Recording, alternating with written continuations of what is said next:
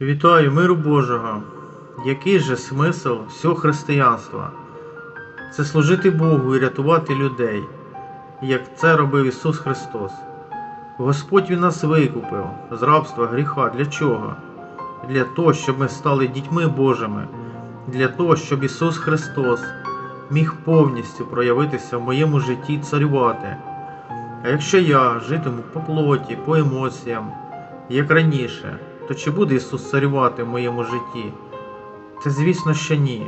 Якщо ти живеш по плоті, по своїй душі, значить ти водишся з сатаною і Христа розіп'яв у своєму житті.